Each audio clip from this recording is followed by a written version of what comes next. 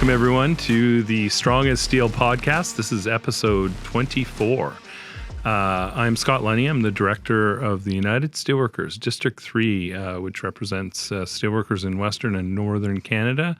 I use the pronouns he and him, and I want to start just acknowledging that we are on the traditional, those of us that are in the District 3 office or in Brett's office are on the traditional stolen territories of Coast Salish people, the Squamish, Musqueam, and Tsleil-Waututh nations in particular. And so this episode of the Strong as Steel podcast, which you can listen to on all the podcasty things like Spotify and Amazon and Apple and I don't know, Buzzsprout and something else. I missed one, but there's another one somewhere there too. But you can listen. YouTube. You can watch on YouTube. So please, well, you're already doing that, but please tell your friends and keep doing that and listening to our podcast. But this episode is about the summer of strikes we had. We had a few strikes in District 3 this summer. 3 of them to be exact, and we have got folks to talk about 2 of them. A strike in the Kootenays at the StellerVista Credit Union in Castlegar and Slocan Park. And so we got a couple people online to talk about that. And also with Local 1944 and Rogers Communications, some technicians that are on strike in Abbotsford. And both of them difficult strikes. So, we'll try to keep it a little bit light, but, really difficult battles that we've got with small groups. I think there's 25-ish in Abbotsford that are on strike, and only 11, I believe, that are on strike up at the credit union in the Kootenays. So, with that, I will get our guests to introduce themselves, and then we'll just get right into it, talking about some of the issues and what it's like to be on strike, and how we see that ending up in the end for the 2 groups. So here in the office, I got with me Ross, and I'll let Ross introduce himself. So I don't mess it up like I did earlier. Thanks, Scott. My name is Ross Brown, and I'm the Secretary Treasurer for Local 1944. And with me, I have the beautiful Katrina. Hello, I'm from Unit 60. So I work for Rogers in Abbotsford. We're a small unit, just 25 people, but in reality 20 because we have a few on long-term disability. It's been a battle. It's been quite a few weeks. Mm-hmm. Okay, well, we'll get into that a little bit more, and I'll go to our guests online and start with Emily in Slocan Park. Tell us where Slocan Park is first. Yeah, out in the middle of nowhere. It's north between Nelson and Castlegar, so really out in the middle of nowhere. It's about like a 15-minute drive up the valley with no service. So you work with limited Wi-Fi, and that's about it. Okay, and you're the unit chair for? I am. I'm our unit chair for our 11 employees. I haven't been doing it for very long. Started right before the strike, so yeah. Okay, cool. And over to Castlegar, where we've got Karan on the picket line in Castlegar. Hi guys, my name is Karan, and I'm proud to represent the courageous member of our union. So our local union is 1405. I'm one of 11, and we have been on strike for 98 days and still counting on. We're gonna be 100 days pretty soon, which is harsh, but that's what we gotta do. We are together and we are united and staying strong. That's right, 100 days on Thursday, because I was there. I was there 2 weeks ago on Thursday, and yeah, we were talking about 2 weeks for 100 days. Yeah. Yeah, I mean, there is like nothing to celebrate, but it's 100 days, so something to celebrate, but it's harsh and not good. Yeah, no kidding. And so I'm just going to start with you guys, either Emily or Karan. The credit union is StellerVista. But before you all worked for Heritage Credit Union, right? And Heritage merged with the East Kootenay Credit Union, and is that right? To make StellerVista. And you guys have been organized since before all of our times, I guess, but since the 70s is my understanding, like for like a lot of years. So tell us a little bit about the history of the credit union and what got us to here. Yeah, so we've been unionized for 50 years. This is a 50-year contract, and we're on the old USW. We merged with them half the time. You're right. We did merge back in 2023 with USW Credit Union, and they started the merge then. Who are also unionized, right? East Kootenay Credit Union. Which are also unionized, yeah. We both have branches that are in our groups that are not union, but most are. And that became StellerVista, and it's still separate because we're still in the two separate collectives. The East collective agreement is only 30 years old, where ours is 50 years old. So there's some pretty large gaps between the two collective agreements. And that's one of the issues, right? Is they're trying to take some stuff out of the contract. My understanding is, they're trying to hold down wages, which you can talk about as well, but they're trying to take some time off, I think accumulated time off provisions out of the contract, and then also some retirement banking benefits and things like that have been in the contract for a long time, right? Yeah, so just to say as an easy, they touch the whole thing, not one or two, they touch the whole contract. They are trying to get the whole thing. Yeah. Our benefits, our job security, everything. So they are saying they wanted us to align or modernize our contract, which is not modernized. Nobody goes backward. Yeah. I don't know. Yeah. Not in my world. Even if they are going backward, it's a new thing. Yeah. I don't know. That's a new thing. Yeah, right on. Yeah, no. That's right on, Grant. Like why not align up so that everyone, bring the East Kootenay folks up to the longer collective agreement and get them the benefits that you guys have that are there because of 50 years of bargaining, right? Which is kind of like the issue, a little bit like the issue in Rogers, right? So I'll let Ross and Katrina talk about that, but there's a little bit of we're trying to align the contract for Abbotsford at Rogers, right? So tell us a little bit about the issues in the strike in Abbotsford. Well, it is, you're absolutely right. So there are several different certifications of Rogers throughout the Lower Mainland. One of them is the Abbotsford group. They're a smaller group of about 25 technicians, and there is a larger group over the Vancouver and Surrey side, and then different unions representing different people. For a while now, they've both been certified under Local 1944. But the problem that we're seeing in Abbotsford is because they're so small and they're isolated, there's become this slow separation between their, the benefits of their contracts. So where Vancouver and Surrey, they often, they're a group of 300, and when they're bargaining, they're able to, progress wages, get better benefits. But then it's almost like they bully the smaller certification because they're only the 25 and they feel like they can be pushed around a little bit more. And one of the main things we're trying to get here is alignment between those two contracts, at least the bargaining time frame. Because right now, Vancouver, Surrey, they're actually separate certifications, and yet they bargain at exactly the same time. And we're trying to get that for the people over in Abbotsford. Yeah. That's right. I mean, we're out there.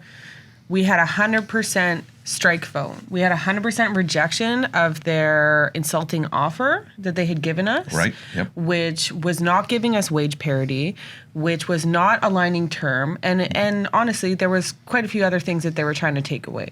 So that's why we had the 100% rejection and then 100% strike vote. And we hoped at that time that confidence in the vote would cause the company to come back and negotiate fairly, and it didn't. No.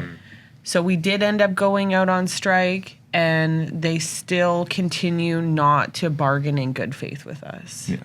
It's been about 6 weeks since they've been on the line, and we managed to negotiate what do we call that? The emergency... The maintenance of work.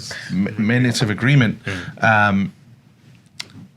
That is the only thing that we managed to get out of them that we could guarantee, okay, we got to get back to the table within 45 days. We, of course, went back to the table, and I don't think they're hurting yet. They claim they're not hurting, but we know that they must be. They got people, I mean, thankfully, we have the anti-scab legislation. Thank you, NDP, for bringing that in. Because if we didn't have that, at the very least, what you'd end up with is you got a small group of 25. They're isolated. They bring in 25 technicians from the other side of the country who know how to do the job, and then they take over, and we have no leverage. But at least in this point, it's forcing the managers to get off their ass and to actually go do the job. And we've seen the pictures, right? We've seen the movies. They don't like it. They not only don't like it, they don't know what they're doing as well. And they're doing it unsafely, to some extent. You got to imagine these guys are normally office guys. Most of them have never been in the field, because how often does the company really promote from within? Think about it. So they're out there, they're working bucket trucks. They're doing this work that should be by certified workers.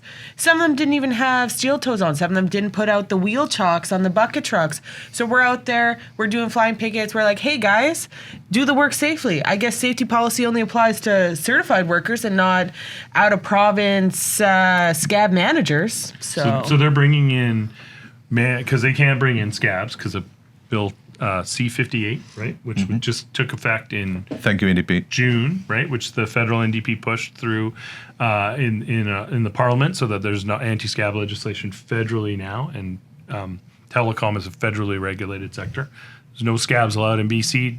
Don't worry, credit union, because BC already had anti-scab legislation, but they've been bringing in managers from other provinces and stuff to do the work. Oh yeah. That's kind of a little Calgary. loophole in the anti-scab legislation, right? Because they shouldn't be able to bring in new managers to do the work, right? Which is why we say they are scabs. Yeah. They're scabs, but they're management scabs, and they are bringing them in from different provinces. But I mean, there are people in Vancouver and Surrey, and I've got video evidence. I've seen them leave their compound, and they end up scabbing over in Abbotsford over here. So they're bringing them from all over. But this is why we can't allow them to isolate us anymore. This is why the fight for term is so very important, because if we don't get alignment in term, they will continue to just bring managers. I mean, 25 managers for a company of Rogers' size, that's doable, right? That's a doable thing. Oh, it's more than that, because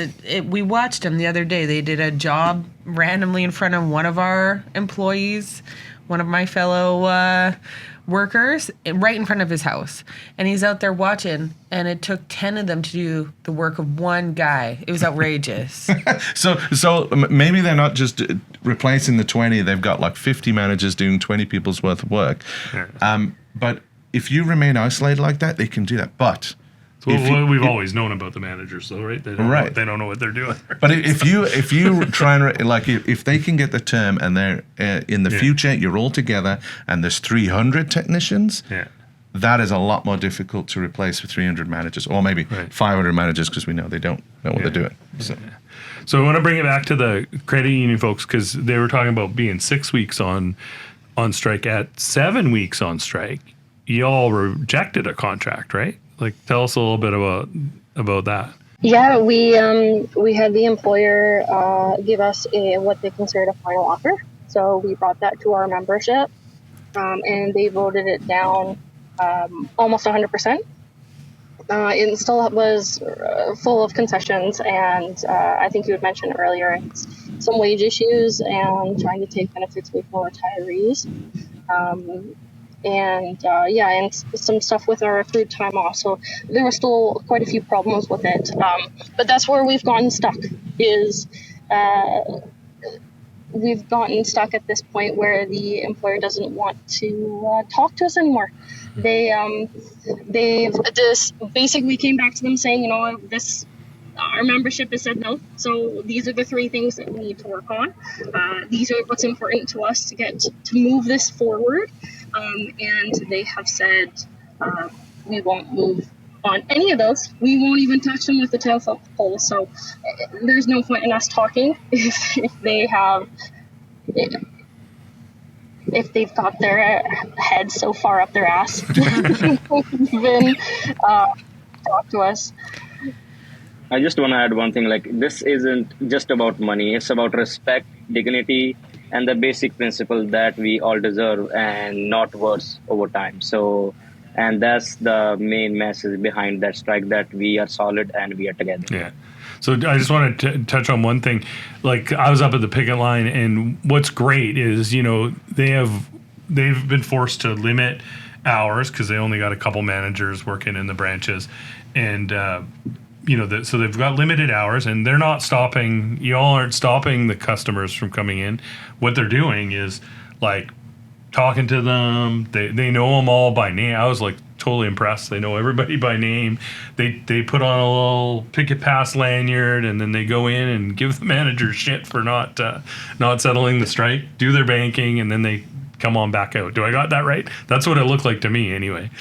Yeah, so that's the main message behind it. So we are from community and we are for community. So we know our community, those are senior members. So we are not stopping them to go in. That's their banking needs. They are, by all means, they can go in, but just they have to give them the message that we are with them and we are strong and we are community. We are managing the credit union, not you guys. Mm-hmm. So the other thing is we can be blunt. Like, they gave the managers 5%, I think, increases last year, actual wage increases, and they wanted you guys to take no wage increases for 2 years. Like, Shame. no percentage wage increases, just some lump sums, and then like 2% in the last year or something like that. And so, I mean, it can be about wages. I mean, and I looked around the picket line that you guys don't have you got a lot of newer folks that are, newer employees, only a few years in, and that really impacts the folks who are paid the least, right? The folks who are coming in at entry level rates, not getting any wage increases for another 2 years, and they gave themselves 5% wage increase. And I heard the CEO makes like 300 and something grand a year. But anyway, I don't know if that's true. I don't want to get in trouble, but I heard he makes like 300 and something grand a year, and you're making $27 an hour or something like that to start, and they want you to take no wage increases. So anyway, we can be blunt about that. They're greedy, and they don't want to look after regular folks in the community who deserve a wage increase. Yeah, that's definitely greedy. As they do, they put out these updates of their own, explaining their point of view and how they have felt about everything going on. And one of their most recent updates, they stated that they didn't say it outright, but they were basically saying that we made way too much money, and that was why we didn't deserve raises, and that along with aligning, that was the main kicker.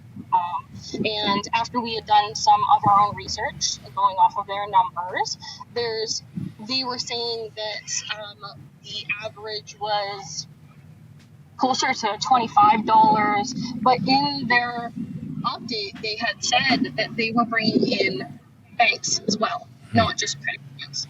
So that was concerning, to say the least, because you should be looking at the other locals in the area, our other peers, because when you look at our other peer groups, we're really similar. The range is about $25 to $27 an hour, and we are in that range. So to hear that the employer is pulling in bank totals, kind of feel like it leans towards, maybe what they're trying to make us. Mm-hmm. Yeah, for sure. And the other credit unions are in the Kootenays, for folks who don't know.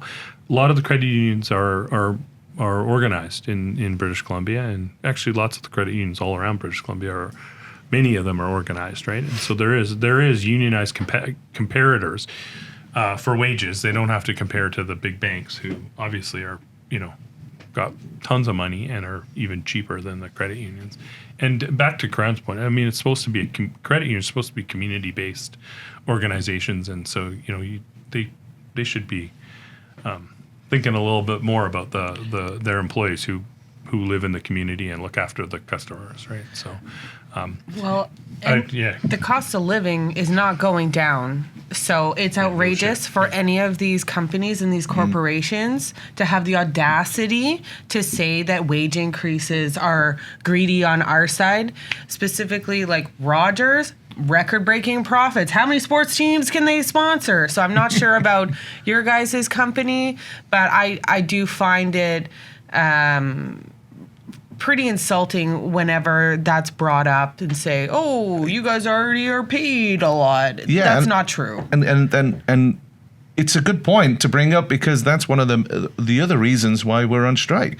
I mean, we have other technicians in the Lower Mainland that do exactly the same job, and they even go into the same areas, and they are paid what 9 to 10% more. Yeah, it's like about a 9% $4 difference. That's not chump change. Yeah, and they do the exact same work. yeah, And how do you justify this group of 20 technicians getting 9% less than this group of 300 technicians, and they literally work in each other's areas? and it's Rogers, like just not to to pick on. Right. It's literally Rogers, like the people that own Sportsnet and the Blue Jays and sponsor the arena for the Canucks and the arena for the Oilers, and own 75% of the Maple Leafs, the Argos, and I can tell Toronto FC. Like you could go on and on and on. They have right? a bank. They have a Rogers bank. Did you know that? There's a Rogers. I saw They have that. a chartered Rogers bank. It doesn't surprise me. And I'll tell you this, and this is, I guess, hopefully to any of the Abbotsford community who are out there. Can I ask you the question, do you get to pay 9% less because you live in Abbotsford? Hey, Abbotsford! Did you know Rogers pays their Abbotsford workers 10% less than the rest of the Lower Mainland? Rogers, charging full price, paying 10% less. That's a great question. Full price for you, 10% less for workers. Support local workers and support equal pay. Tell Rogers, 10% less for them, 10% less for you. No, exactly. It seems like you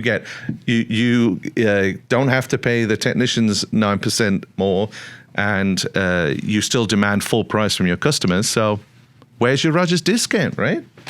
That's right. And then I have a question for you two. I mean, if you're not getting any wage increases, and are your customers, do they pay fees? So are those are not going to get raised, or those are going to get eliminated? Where's the balance there? No, the employer put raises on the service charges for members right off the hop. There you go. So charge more, pay less. That's how they make the profit. Greed. So in the recent AGM that happened, they said that they are making profit. They are gaining some money. Where it's going, nobody knows. In their pockets, maybe, that they cannot show. But for us, is we are earning more than them. Maybe that's what they're thinking. Yeah, for sure. I would say they can do our job. We can do theirs. We are happy to open for 4 hours for the members only. They are open for 4 days, 4 hours, which is 16 hours they are working, which is very less than the part-time even, and their management. Yeah. So this is for community. They are helping. And I heard they're struggling a little bit too. Like the Rogers managers. I heard your managers are struggling a little bit to get the job done. Yeah, people are coming back, and they said we paid for, like, for example, Fortis BC, but this money went to somewhere else. What you guys are doing? Brutal. Oh, we are fixing it. So, wow. And so, how is things like to all of you? How are things on the picket line? Like, they're both pretty long strikes. I know it's like it's terrible to be on strike. Obviously, like nobody wants to be on strike. But how's the feeling on the picket lines?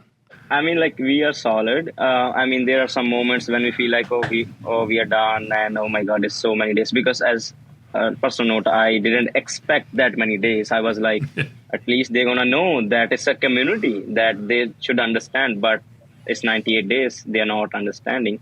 So, but on the picket line, community is helpful, and the other unions are helpful. So we are feeling little like anger issues and little bit, but beside that, we are strong and we are good. Like, we are getting help and members are helpful, and that's all I have to say. Like, it's good so far. Hopefully it ends soon. Everybody wants it. but let's see how much time it's going to take, like, for them to understand that. Yeah, we say one day longer, right? One day longer, one day stronger. Yep. Hell yeah. I'd say for us, morale is strong, and we've been really reasonable with them, because at the end of the day, after this strike, we go back to work together. So we're not being insulting. We understand to some extent that these managers are also being forced to do this work, and they're not happy about it unless they're like complete, sadist. There's a few of them, whatever. They know who they are. But we've been doing our picket at Abbotsford at the line. But with our work, it's not one location. So we're out there in the community of Abbotsford. We're bombing around businesses, residential, line work, all over the community. So in order to effectively picket, we also do something called flying pickets, which is where we go and we form secondary picket lines where the work is being performed. Good evening, Paul. Good evening. How are you? I'm okay. Here we go. I am looking to confirm your intentions. Is your intent to block Rogers management from doing work we are legally allowed to do under the Canadian Labour Code? Nope.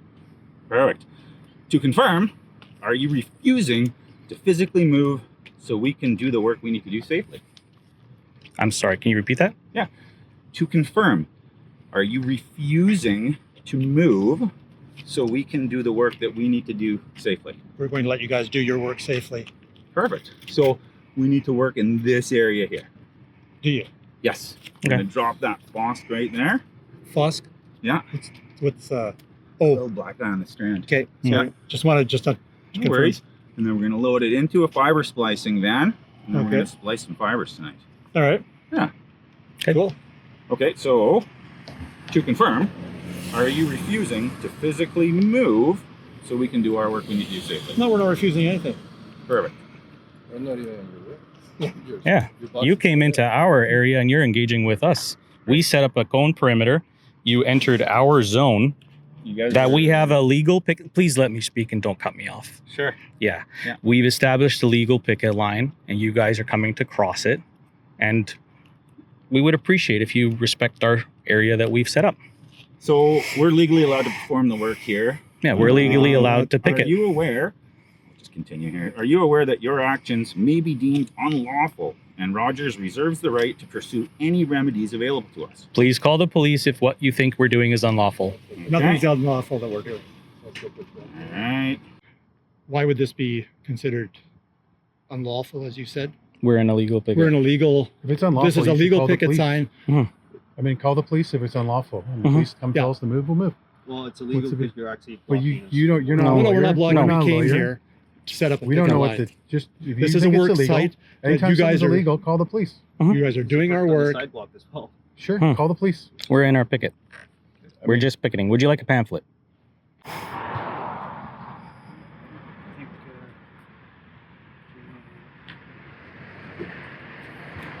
Do you guys need to be pointed to where you got to work? Pretty familiar with the area. And we never impede, but we're out there, we're getting photo and video evidence for our lawyers, because if we catch them full on bringing scabs in, that's a big fun with this new anti-scab legislation, which is great. We had a really excellent job action that happened last Thursday at the start of the long weekend, where we went to, so the big talking point is that we work in Abbotsford. We only work in Abbotsford, but the company is sending us out to Surrey. They're sending us to Port Coquitlam. They're sending us to Vancouver to help and cover those areas. But they don't want to pay us the same. But we're doing the same work in the same areas. So justifiably, we formed a second picket line at Surrey location, at Vancouver location, and at Port Coquitlam location, including our normal Abbotsford picket location. So that was Thursday morning.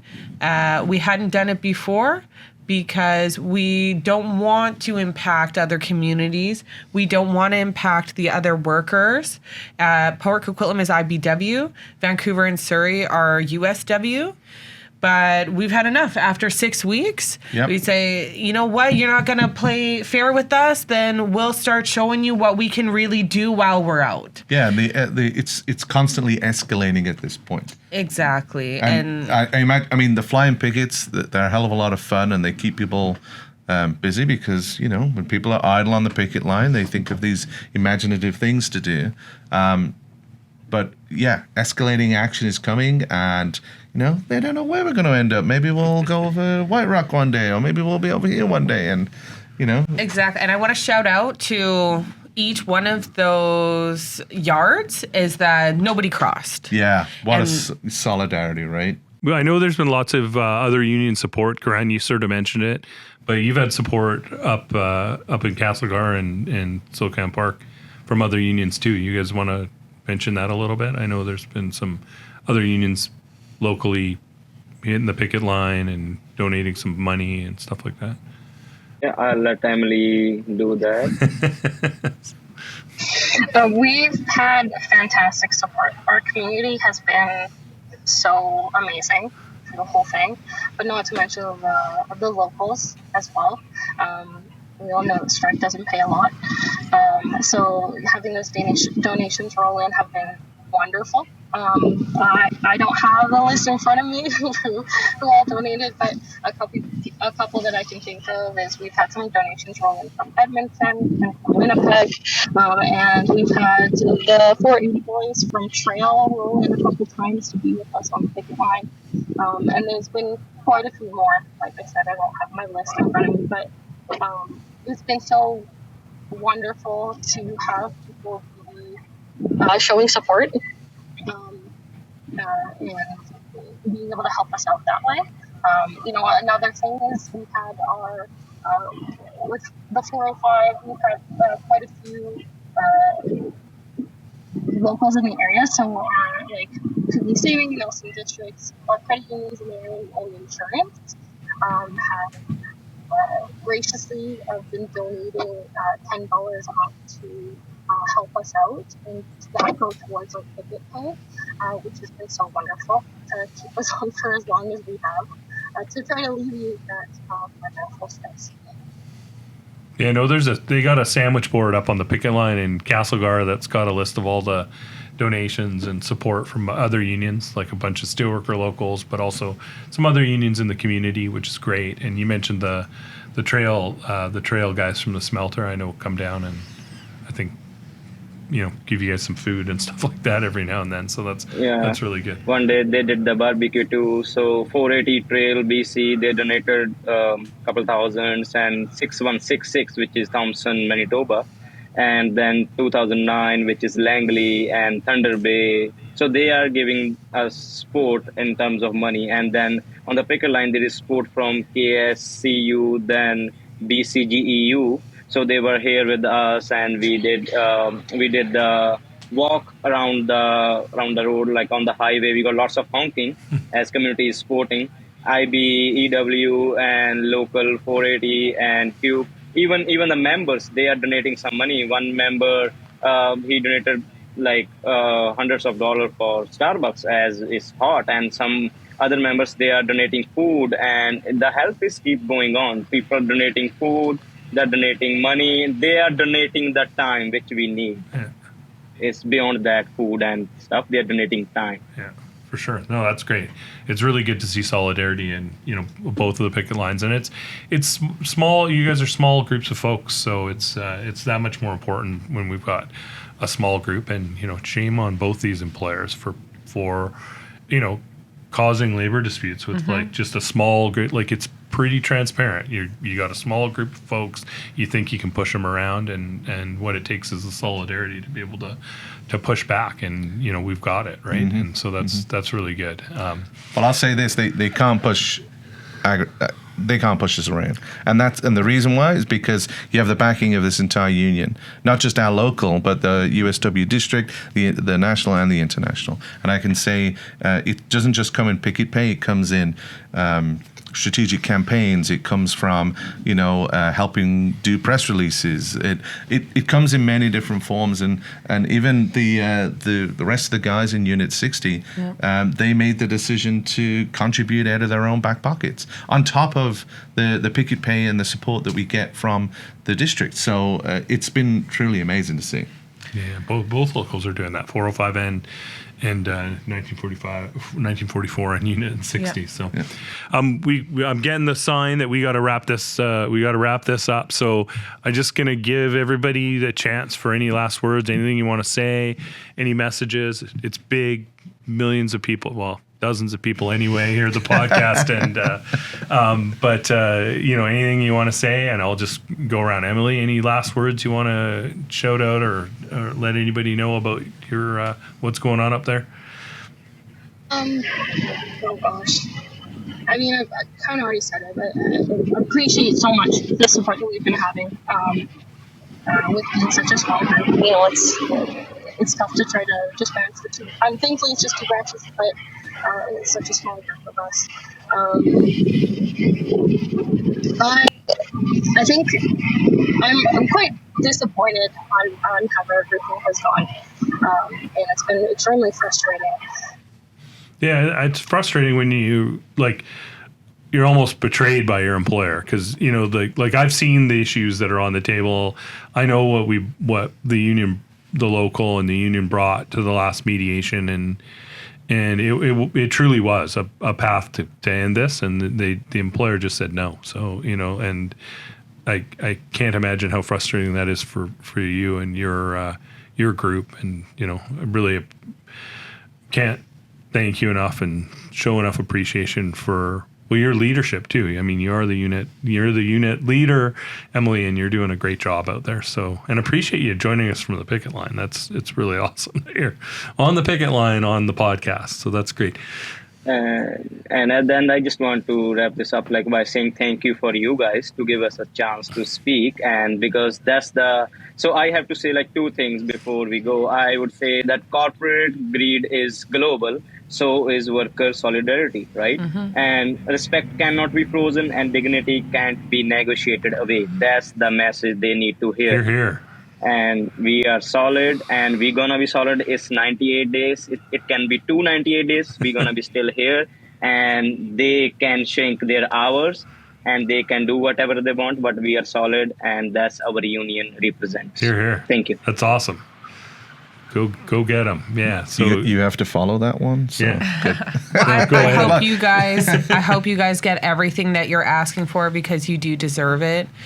I think our message from Abbotsford is that we're strong. We're out there. We won't be pushed around. We won't be bullied.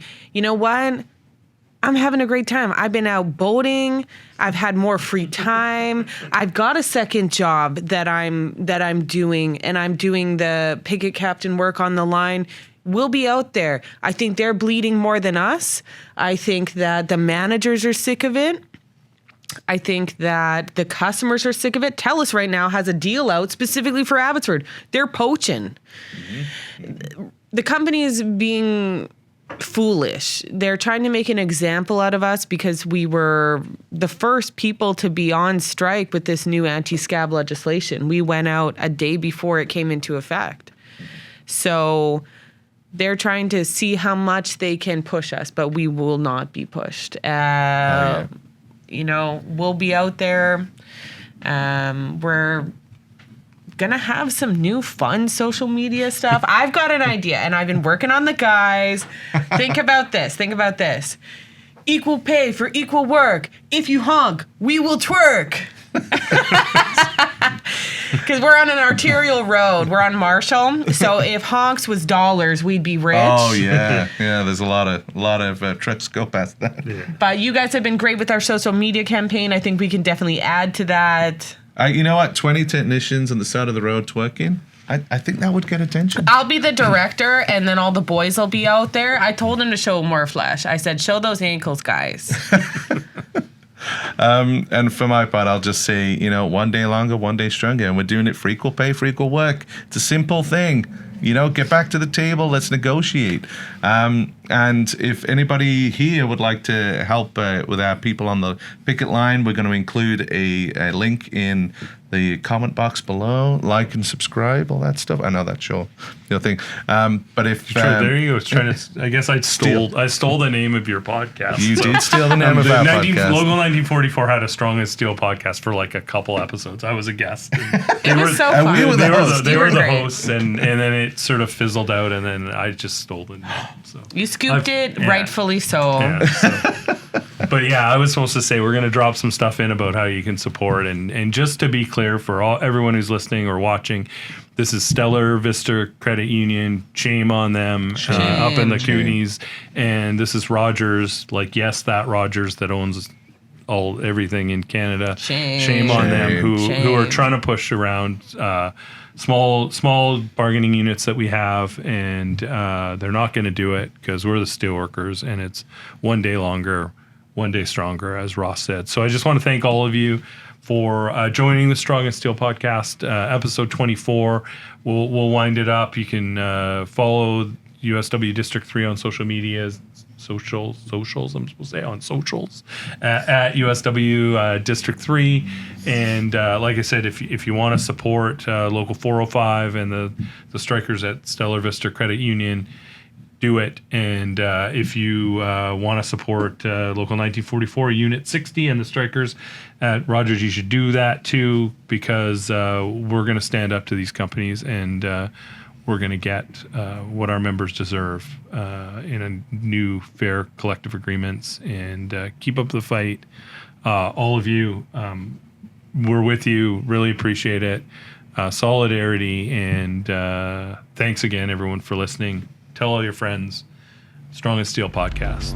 Thanks again. Woo!